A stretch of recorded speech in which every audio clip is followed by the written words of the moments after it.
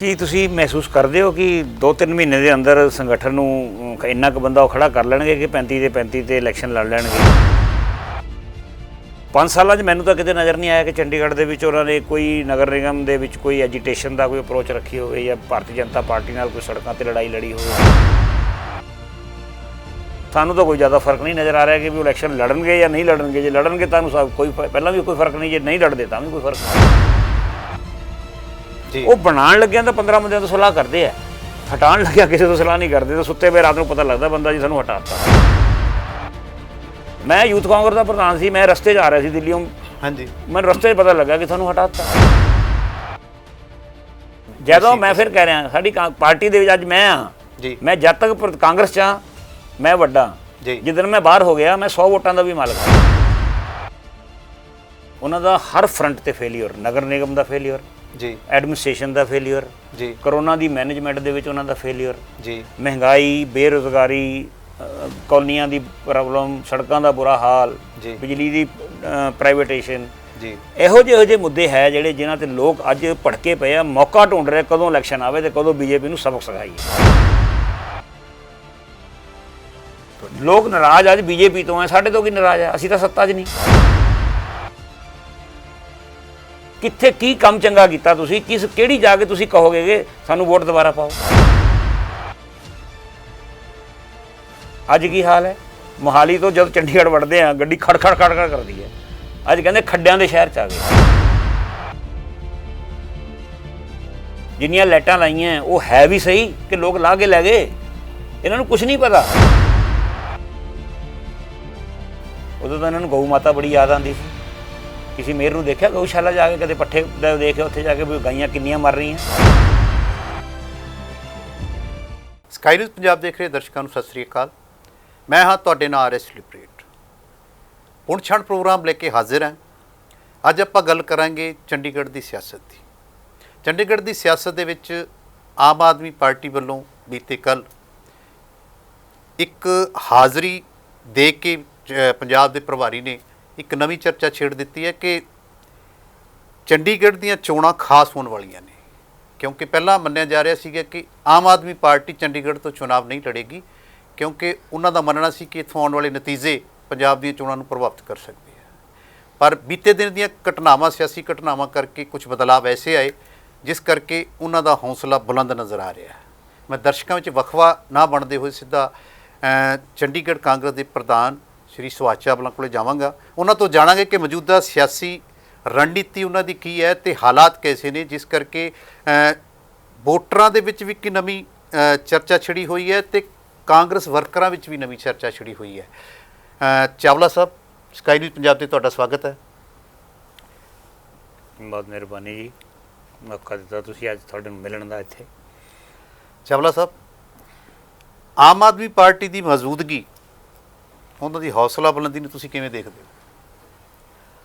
ਕੀ ਪੈਮਾਨਾ ਹੈ ਹੌਸਲਾ ਬੁਲੰਦੀ ਦਾ? ਇਹ ਹੈ ਕਿ ਪਹਿਲਾਂ ਉਹਨਾਂ ਦੀ ਚਰਚਾ ਇਹ ਸੀਗੀ ਕਿ ਉਹ ਚੰਡੀਗੜ੍ਹ ਤੋਂ ਚੁਣਾਵ ਲੜਨਾ ਹੀ ਨਹੀਂ ਚਾਹੁੰਦੇ ਸੀ। ਹੁਣ ਬੀਤੇ ਕੱਲ੍ਹ ਦੀ ਗੱਲ ਕਰੀਏ, ਜਰਨੈਲ ਸਿੰਘ ਆਉਂਦੇ ਨੇ ਪੰਜਾਬ ਦੇ ਪ੍ਰਭਾਰੀ, ਉਹ ਸਪੈਸ਼ਲ ਤੌਰ 'ਤੇ ਐਲਾਨ ਕਰਕੇ ਜਾਂਦੇ ਕਿ 35 ਦੀ 35 ਸੀਟਾਂ 'ਤੇ ਅਸੀਂ ਲੜਾਂਗੇ। ਕੀ ਤੁਸੀਂ ਮਹਿਸੂਸ ਕਰਦੇ ਹੋ ਕਿ 2-3 ਮਹੀਨੇ ਦੇ ਅੰਦਰ ਸੰਗਠਨ ਨੂੰ ਇੰਨਾ ਕੁ ਬੰਦਾ ਉਹ ਖੜਾ ਕਰ ਲੈਣਗੇ ਕਿ 35 ਦੇ 35 ਤੇ ਇਲੈਕਸ਼ਨ ਲੜ ਲੈਣਗੇ? ਜਿਹੜੀ ਪਾਰਟੀ 4 ਦਿਨ ਪਹਿਲਾਂ ਤੱਕ ਇਹੀ ਨਹੀਂ ਪਤਾ ਸੀ ਉਹਨੇ ਇਲੈਕਸ਼ਨ ਲੜਨਾ ਕਿ ਨਹੀਂ ਲੜਨਾ ਜੀ, ਔਰ ਇਹ ਦੇਖਣ ਨੂੰ ਮਿਲਿਆ, ਅੰਦਾਜ਼ਾ ਕਿਸ ਪਾਰਟੀ ਦੀ ਐਕਟੀਵਿਟੀ ਤੋਂ ਲੱਗ ਜਾਂਦਾ ਹੈ ਕਿ ਪਿਛਲੇ 5 ਸਾਲ ਆਪੋਜੀਸ਼ਨ 'ਤੇ ਰਹੇ, ਅਸੀਂ ਵੀ ਰਹੇ, ਆਮ ਆਦਮੀ ਪਾਰਟੀ ਦਾ ਵੀ ਢਾਂਚਾ ਸੀਗਾ।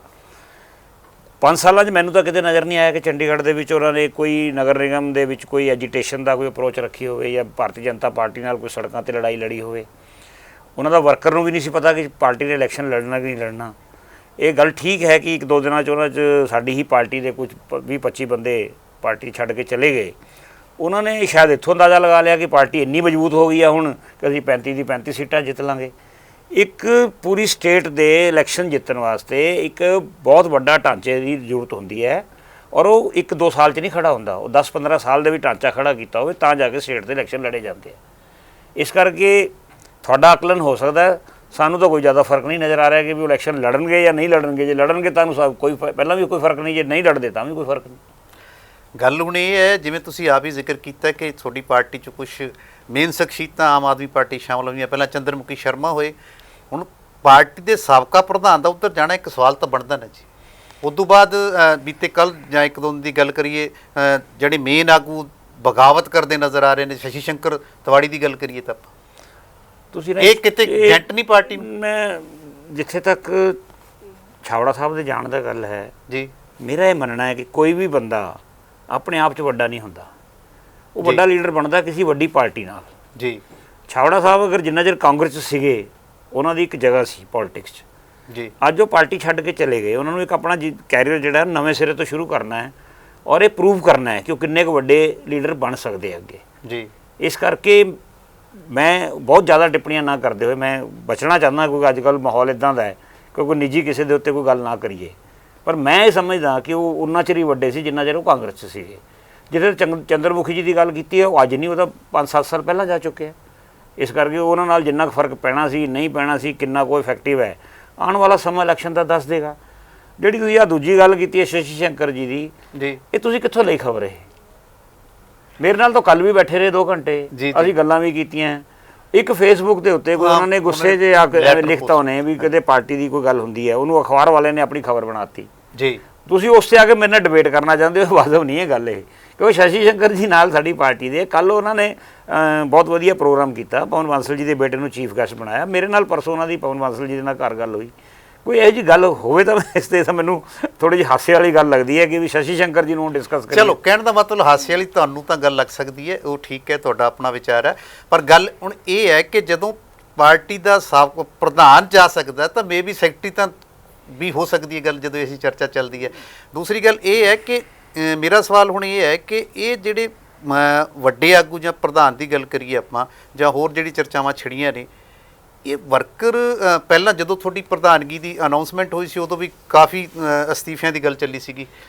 ਇਹ ਵਰਕਰ ਜਾਂ ਇੱਕ ਵੱਡਾ ਸਮੂਹ ਤੁਹਾਡੀ ਯਾਨੀ ਕਿ ਅਗਵਾਈ ਨੂੰ ਨਾਮਨਜ਼ੂਰ ਕਰਦਾ ਨਜ਼ਰ ਆ ਰਿਹਾ, ਜਾਂ ਉਹਨਾਂ ਦੇ ਪਾਰਟੀ ਦੇ ਵਿੱਚ ਕੋਈ ਅੰਦਰਖੱਤੀ ਖਾਨਾ ਜੱਗੀ ਚੱਲ ਰਹੀ ਹੈ? ਦੇਖੋ, ਇੱਕ ਬੰਦਾ 6 ਸਾਲ ਪਾਰਟੀ ਦਾ ਪ੍ਰਧਾਨ ਰਿਹਾ ਹੋਵੇ, ਪਾਰਟੀ ਨੇ ਸਭ ਕੁਝ ਦਿੱਤਾ ਹੋਵੇ, ਮੇਅਰ ਵੀ ਬਣਦਾ, ਉਹਨਾਂ ਨੂੰ ਪਾਰਟੀ 'ਚ ਰਹਿ ਕੇ ਮੌਕਾ ਮਿਲਿਆ, ਮਿਹਨਤ ਵੀ ਉਹਨਾਂ ਨੇ ਕੀਤੀ ਹੋਣੀ ਹੈ, ਮੈਂ ਇਸ ਗੱਲ 'ਤੇ ਨਹੀਂ ਕਰਦਾ। ਹਰ ਬੰਦਾ ਜਿਹੜਾ ਆਪਣੀ ਬਣਦਾ ਮਿਹਨਤ ਵੀ ਉਹਦੀ ਹੁੰਦੀ ਹੈ, ਪਰ ਕਿਤੇ ਨਾ ਕਿਤੇ ਹਰ ਜਗ੍ਹਾ ਦੇ ਉੱਤੇ ਕਿਸੇ ਨਾ ਵੱਡੇ ਲੀਡਰ ਦਾ ਸਾਡੇ ਸਿਰ 'ਤੇ ਹੱਥ ਵੀ ਹੁੰਦਾ ਹੈ। ਜੀ, ਜੇ ਅਸੀਂ ਨਾਲ ਹਾਂ ਤਾਂ ਉਹ ਬਹੁਤ ਵਧੀਆ ਬੰਦਾ ਹੈ, ਨਾਲੋਂ ਹਟ ਗਿਆ ਤਾਂ ਅਸੀਂ ਕਿਹੋ ਜਿਹੀ ਭਾਸ਼ਾ ਦਾ ਇਸਤੇਮਾਲ ਕਰਦੇ ਹਾਂ, ਇਹ ਉਹਦੀ ਆਪਣੀ ਉਹਦੀ ਸਿਆਣਪ 'ਤੇ ਗੱਲ ਹੈ। ਮੈਂ ਬਹੁਤ ਜ਼ਿਆਦਾ ਨਹੀਂ ਗੱਲ ਕਰਨਾ ਚਾਹੁੰਦਾ।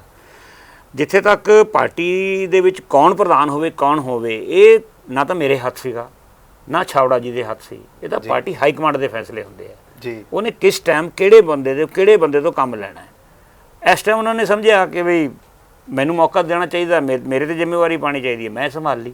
ਕੋਈ ਸਾਡੇ ਦੇ ਵਿੱਚ ਰੇਸ ਤਾਂ ਹੈ ਨਹੀਂ ਸੀ ਕੋਈ, ਵੀ ਸਾਡੀ ਪਾਰਟੀ ਸੀਗੀ ਅਸੀਂ ਹੁਣ ਪ੍ਰਤਾਪ ਛਾਵੜਾ ਜੀ ਨੂੰ ਹਟਾਉਣਾ ਹੈ ਜਾਂ ਬਣਾਉਣਾ ਹੈ।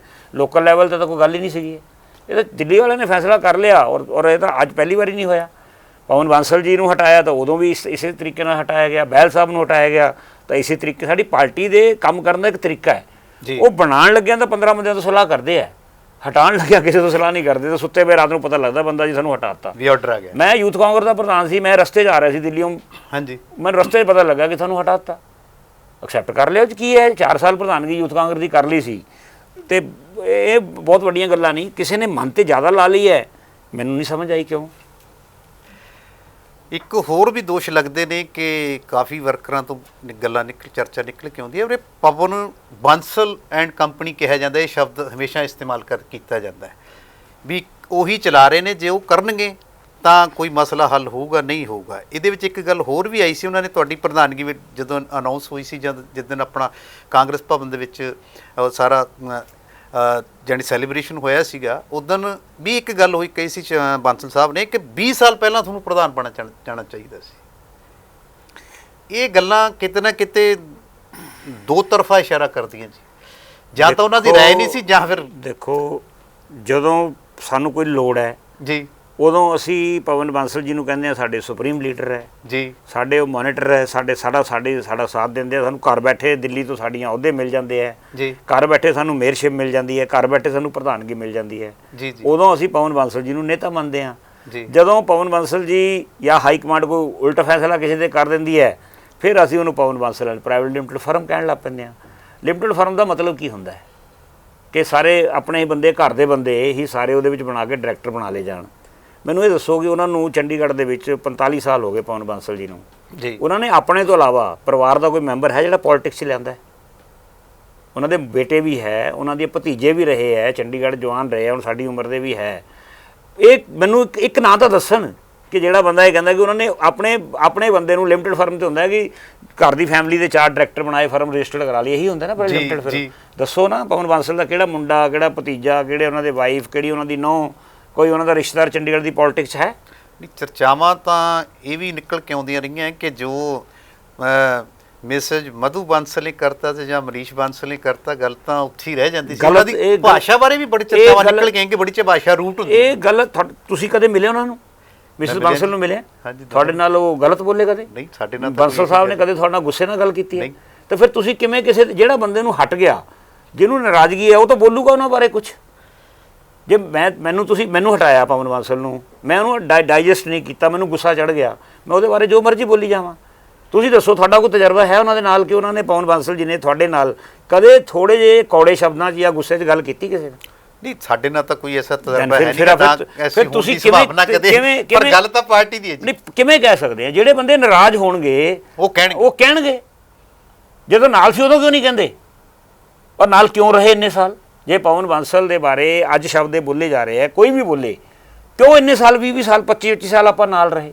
ਅੱਜ ਮੈਨੂੰ ਉਹਨਾਂ ਨਾਲ, ਮੈਂ 1991 'ਚ ਉਹਨਾਂ ਨੂੰ 90 ਜੁਆਇਨ ਕੀਤਾ ਬਾਂਸਲ ਜੀ ਨੂੰ। ਪਹਿਲਾਂ ਮੈਂ ਵਿਨੋਦ ਸ਼ਰਮਾ ਜੀ ਨਾਲ ਸੀ ਜੀ, 12 ਸਾਲ ਮੈਂ ਵਿਨੋਦ ਸ਼ਰਮਾ ਜੀ ਨਾਲ ਰਿਹਾ। ਮੈਂ ਵਿਨੋਦ ਸ਼ਰਮਾ ਜੀ ਤੋਂ ਹਟ ਕੇ ਬਾਂਸਲ ਜੀ ਜੁੜਿਆ। ਮੈਂ ਤਾਂ ਅੱਜ ਤੱਕ ਮੇਰੀ ਜ਼ਿੰਦਗੀ ਦਾ ਕਿ ਮੈਂ ਵਿਨੋਦ ਸ਼ਰਮਾ ਜੀ ਦੇ ਬਾਰੇ ਨਾ ਇੱਕ ਸ਼ਬਦ ਬੋਲਿਆ, ਨਾ ਜ਼ਿੰਦਗੀ ਕਦੇ ਬੋਲੂੰਗਾ। ਤੇ ਅੱਜ ਮੈਂ ਬਾਂਸਲ ਜੀ ਨਾਲ 30 ਸਾਲ ਤੋਂ ਹਾਂ। ਕੱਲ੍ਹ ਨੂੰ ਮੇਰੀ ਕਿਸੇ ਗੱਲ ਤੇ ਵੀ ਹੋ ਸਕਦੀ ਹੈ, ਰਾਜਨੀਤੀ ਹੈ, ਕਿ ਮੈਂ ਉਸ ਤੋਂ ਬਾਅਦ ਜਾ ਕੇ ਬਾਂਸਲ ਜੀ ਦੇ ਬਾਰੇ ਬੋਲਣਾ ਸ਼ੁਰੂ ਕਰ ਦਿਆਂ। ਜੇ ਇੰਨੇ ਮਾੜੇ ਸੀਗੇ, ਨਾਲ ਕਿਉਂ ਰਹੇ ਇੰਨੇ ਸਾਲ? ਕਿਉਂ ਉਹਨਾਂ ਦੀ ਸਿਫਾਰਿਸ਼ਾਂ ਦੇ ਆਪਾਂ ਅਹੁਦੇ ਲੈਂਦੇ ਰਹੇ? ਮੈਂ 2 ਵਾਰੀ ਮੇਅਰ ਬਣਿਆ, ਮੈਂ ਦਿੱਲੀ ਗਿਆ ਹੀ ਨਹੀਂ। ਉਹਨਾਂ ਨੇ ਮੈਨੂੰ ਠੀਕ ਸਮਝਿਆ, ਮੈਨੂੰ ਘਰ ਬੈਠੇ ਉਹਨਾਂ ਨੇ ਲਿਆ ਕੇ ਮੇਅਰਸ਼ਿਪ ਦੇ ਦਿੱਤੀ। ਪ੍ਰਦੀਪ ਛਾਬੜਾ ਜੀ ਮੇਅਰ ਬਣੇ, ਪ੍ਰੀਤ ਛਾਬੜਾ ਜੀ ਪ੍ਰਧਾਨ ਬਣੇ, ਉਹਨਾਂ ਨੇ ਕੋਈ ਦਿੱਲੀ ਉਹਨਾਂ ਦੀ ਕੋਈ ਸਿਫਾਰਿਸ਼ ਨਹੀਂ ਸੀ। ਬਾਂਸਲ ਜੀ ਨੇ ਹੀ ਬਣਾਇਆ ਸਾਰਿਆਂ ਨੂੰ, ਜਿੰਨੇ ਵੀ ਚੰਡੀਗੜ੍ਹ ਦੇ। ਮੈਂ ਸਮਝਦਾ ਹੋਰ ਕਮਲੇਸ਼ ਜੀ ਹੈ ਸਾਡੇ ਮੇਅਰ ਰਹੇ, ਜਾਂ ਲਲਿਤ ਜੋਸ਼ੀ ਜੀ ਹੈ, ਇਹਨਾਂ ਨੂੰ ਕੋਈ ਜਾ ਕੇ ਦਿੱਲੀ ਜਾਣ ਦੀ ਲੋੜ ਹੀ ਨਹੀਂ ਪਈ। ਉਦੋਂ ਪਵਨ ਬਾਂਸਲ ਬਹੁਤ ਵਧੀਆ ਆਦਮੀ ਹੈ ਵੀ ਸਾਨੂੰ ਘਰ ਬੈਠੇ ਉਹਦੇ ਵਿੱਚ ਜਨਰਲ ਸੈਕਟਰੀ ਵੀ ਬਣਾ ਦੇਵੇ, ਪ੍ਰਧਾਨ ਵੀ ਬਣਾ ਦੇਵੇ, ਮੇਅਰ ਵੀ ਬਣਾ ਦੇਵੇ, ਕਾਉਂਸਲਰ ਵੀ ਬਣਾ ਦੇਵੇ। ਜੇ ਤੁਹਾਨੂੰ 10 ਚੀਜ਼ਾਂ ਬਣਾਉਣ ਤੋਂ ਬਾਅਦ 11ਵੀਂ ਚੀਜ਼ ਨਾ ਬਣਾਵੇ ਤਾਂ ਪਵਨ ਬਾਂਸਲ ਲਿਮਟਿਡ ਕੰਪਨੀ ਬਣ ਗਈ। ਇਹ ਗਲਤ ਗੱਲਾਂ ਹੈ। ਚਲੋ ਤੁਹਾਡੇ ਹਿਸਾਬ ਨਾਲ ਇਹ ਠੀਕ ਹੈ, ਇਹ ਟਿੱਪਣੀਆਂ, ਪਰ ਚਲੋ ਵਿਰੋਧ 'ਚ ਆ ਜਾਂਦੇ ਨੇ, ਤੁਹਾਡੀ ਇਹ ਵੀ ਗੱਲ ਠੀਕ ਹੈ। ਪਰ ਇੱਕ ਗੱਲ ਇਹ ਦੱਸੋ ਕਿ ਹੁਣ ਪਾਰਟੀ ਸਭ ਕੁਝ ਠੀਕ ਹੈ? ਕਾਂਗਰਸ ਪਾਰਟੀ ਡੈਮੋਕ੍ਰੈਟਿਕ ਵੈਲਿਊਜ਼ ਨੂੰ ਕਦਰ ਕਰਦੀ ਹੈ ਜੀ।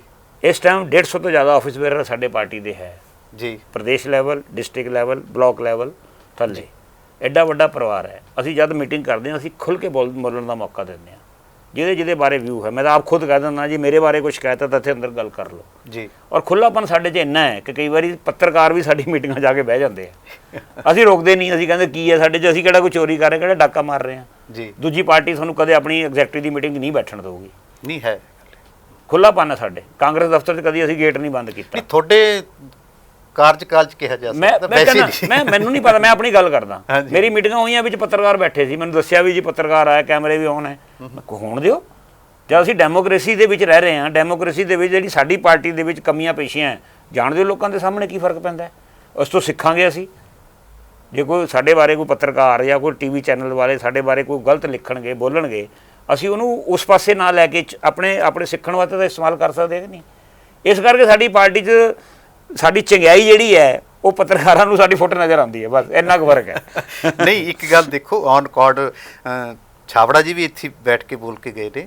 ਉਹ ਕਹਿੰਦੇ ਸੀਗੇ ਕਿ ਵੀ ਕੁਝ ਗੱਲਾਂ ਐਸੀਆਂ ਸੀਗੀਆਂ ਜਿਹੜੀਆਂ ਪਾਰਟੀ ਦੀ ਮੀਟਿੰਗਾਂ ਵਿੱਚ ਨਹੀਂ ਹੋਣੀਆਂ ਚਾਹੀਦੀਆਂ ਸੀ। ਉਹਨਾਂ ਦੇ ਖਿਲਾਫ ਕੋਈ ਨਾਅਰੇਬਾਜ਼ੀ ਹੋਈ ਹੋਣੀ ਆ, ਉਹਨਾਂ ਨੇ ਬੋਲਿਆ ਇੱਥੇ। ਦੂਸਰਾ ਉਹਨੇ ਇਹ ਕਿਹਾ ਸੀਗਾ ਕਿ ਵੀ ਮੈਨੂੰ ਬੁਲਾਉਂਦੇ ਹੀ ਨਹੀਂ ਸੀਗੇ, ਮੈਂ ਤਾਂ ਕਹਿੰਦਾ ਸੀ ਬੁਲਾਓ। ਲਿਬਰੇਟ ਜੀ, ਮੈਂ ਤੁਹਾਨੂੰ ਇੱਕ ਰਿਕੁਐਸਟ ਕਰਦਾ, ਮੈਨੂੰ ਨਹੀਂ ਸੀ ਪਤਾ ਕਿ ਤੁਸੀਂ ਅੱਜ ਸਾਰਾ ਫੋਕਸ ਛਾਬੜਾ ਜੀ ਤੇ ਰੱਖਣਾ ਹੈ, ਰੱਖਣਾ ਹੈ। ਨਹੀਂ, ਅਸੀਂ ਕਰਦੇ ਥੋੜਾ ਜਿਹਾ। ਮੈਂ ਤੁਹਾਨੂੰ ਦੱਸਦਾ, ਹਾਂਜੀ, ਨਾ ਬੁਲਾਣਾ ਔਰ ਨਹੀਂ ਬੁਲਾਣਾ, ਹਾਂਜੀ, ਇਹਦੇ ਅੰਦਰੂਨੀ ਮਾਮਲੇ ਸੀ ਸਾਡੇ। ਜੀ ਜੀ, ਠੀਕ ਹੈ।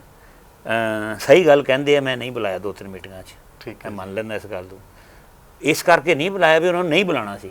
ਜੀ, ਇਸ ਕਰਕੇ ਸੀਗਾ ਕਿ ਜਦੋਂ ਦੇ ਹਟੇ ਉਹ, ਜੀ, ਉਹਨਾਂ ਨੇ ਕੁਝ ਸ਼ਬਦਾਵਲੀ ਬੰਸਲ ਜੀ ਦੇ ਪ੍ਰਤੀ ਆਬਜੈਕਸ਼ਨੇਬਲ ਯੂਜ਼ ਕੀਤੀ।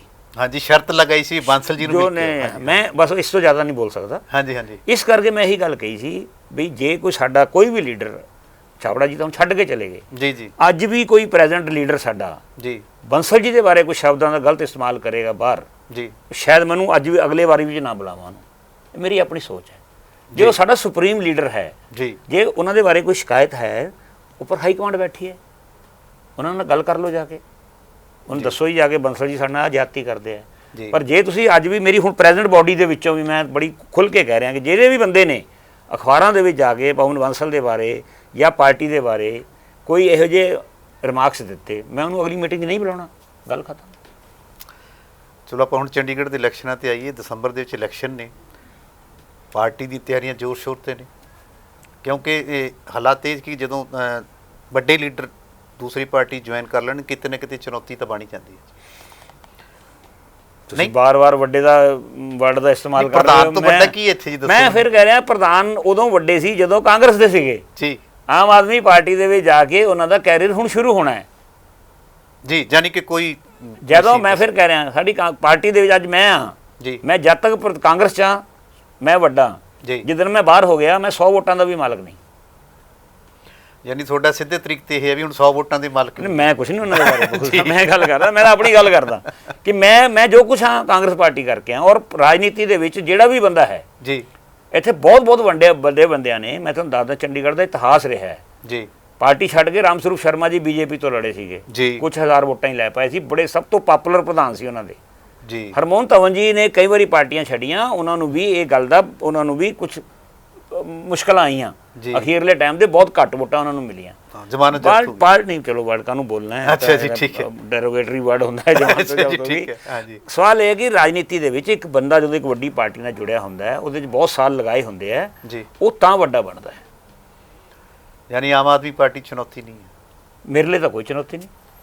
ਮੈਂ ਤੁਹਾਨੂੰ ਪਹਿਲਾਂ ਵੀ ਆਮ ਆਦਮੀ ਪਾਰਟੀ ਨੂੰ ਚੁਣੌਤੀ ਸਮਝਦਾ ਸੀ। ਜਿਸ ਪਾਰਟੀ ਦਾ ਹਾਲੇ ਯੂਨਿਟੀ ਨਹੀਂ ਹੋਇਆ ਖੜਾ, ਜਿਹੜੀ ਪਾਰਟੀ ਇਸੀ ਗੱਲ ਤੇ ਡਿਪੈਂਡ ਕਰ ਰਹੀ ਹੈ ਕਿ 2-4 ਰੋਜ਼ ਕਾਂਗਰਸ ਦੇ ਤੋੜ ਲਓ, 1-2 ਬੀਜੇਪੀ ਦੇ ਤੋੜ ਲਓ, ਇੱਕ ਐਵੇਂ ਅਨਨੋਨ ਜੇ ਬੰਦੇ ਜੁਆਇਨ ਕਰ ਲਓ, ਇਹਦਾ ਮਤਲਬ ਦੱਸੋ ਕੀ ਹੈ ਰਾਜਨੀਤੀ ਦੇ ਵਿੱਚ? ਕਿ ਉਹਨਾਂ ਦਾ ਢਾਂਚਾ ਹੈ ਹੀ ਨਹੀਂ ਸੀ।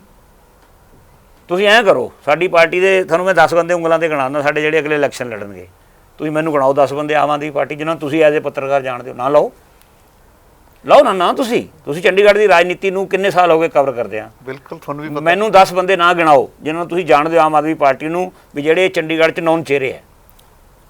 ਚਲੋ ਇਹ ਤਾਂ ਹੁਣ ਫਿਰ ਸਿਆਸੀ ਕੰਮ ਹੋ ਜਾਣਾ ਸਾਰਾ। ਤੁਸੀਂ ਮੈਨੂੰ ਉਹ ਦੱਸੋ ਕਿ ਭਾਰਤਵਾਜ ਜੀ ਆਪਣੇ ਚੰਗੇ ਲੀਡਰ ਰਹੇ, ਉਹਨਾਂ ਨੇ ਇੱਕ ਬਿਆਨ ਦਿੱਤਾ ਹੈ ਕਿ ਦਸੰਬਰ ਦੇ ਵਿੱਚ ਕਾਂਗਰਸ ਖਤਮ, ਕਿਉਂਕਿ ਗੱਲ ਕਹਿੰਦੇ 4 ਤੋਂ 5 ਆਪਣੇ ਕਾਉਂਸਲਰ ਹੋਣ ਨੇ। ਮੈਂ ਕਹਿ ਰਿਹਾ ਹਾਂਜੀ ਹਾਈਪੋਥੀਕੇਟਡ ਗੱਲਾਂ ਦਾ ਜਵਾਬ ਦੇਣਾ ਠੀਕ ਨਹੀਂ ਹੁੰਦਾ। ਹਾਂਜੀ ज़्यादा ਇਹ ਮੈਂ ਕਹਿ ਸਕਦਾ ਕਿ ਦਿਲ ਬਹਿਲਾने के लिए गालिब ख्याल अच्छे हैं। ਅੱਛਾ ਜੀ ਖੁਸ਼ ਰਹਿਣ ਦਿਓ ਉਹਨਾਂ ਨੂੰ, ਸਾਡੇ ਭਰਾ ਵੀ ਖੁਸ਼ ਰਹਿਣ। ਇਸੀ ਗੱਲ 'ਚ 4 ਮਹੀਨੇ ਉਹਨਾਂ ਦੇ ਚੰਗੇ ਨਿਕਲ ਜਾਣਗੇ, ਠੀਕ ਹੈ। ਮੈਨੂੰ ਜ਼ਿਆਦਾ ਖੁਸ਼ੀ ਹੋਈ। ਚਲੋ ਹੁਣ ਆਪਾਂ ਇਹ ਕਰਦੇ ਹਾਂ ਕਿ ਆਪਣੇ ਹੁਣ 4 ਸੀ 5 ਹੋ ਗਏ, ਠੀਕ ਹੈ ਜੀ, ਕਾਰਪੋਰੇਸ਼ਨ ਦੇ ਵਿੱਚ ਹੁਣ 26 ਤੋਂ 9 ਵਾਰਡ ਵੀ ਵੱਧ ਗਏ, 35 ਹੋ ਗਏ ਨੇ। ਹੁਣ ਕਿਸ ਤਰ੍ਹਾਂ ਦੀ ਤਿਆਰੀ ਹੈ, ਕਿਸ ਤਰ੍ਹਾਂ ਦੇ ਹਿਸਾਬ ਨਾਲ ਕਾਂਗਰਸ ਉਤਰੇਗੀ ਚੁਣਾਵ ਦੇ ਵਿੱਚ ਦਸੰਬਰ ਦੇ ਵਿੱਚ? ਦੇਖੋ, ਲੋਕਤੰਤਰ ਦੇ ਵਿੱਚ ਜੀ ਸਭ ਕੁਝ ਜਨਤਾ ਦੇ ਹੱਥ 'ਚ ਹੈ। ਜੀ ਮੇਰੇ ਕਹਿਣ ਨਾਲ ਕੁਝ ਨਹੀਂ ਹੋਣਾ। ਮੈਂ ਕਹਿੰਦਾ, ਮੈਂ ਤਾਂ ਐਜ਼ ਏ ਪ੍ਰਧਾਨ ਕਹੂੰਗਾ ਮੈਂ 35 ਦੀਆਂ 35 ਸੀਟਾਂ ਜਿੱਤੂੰਗਾ। ਜੀ ਕਦੇ ਨਹੀਂ ਕੋਈ ਜਿੱਤਦਾ 35।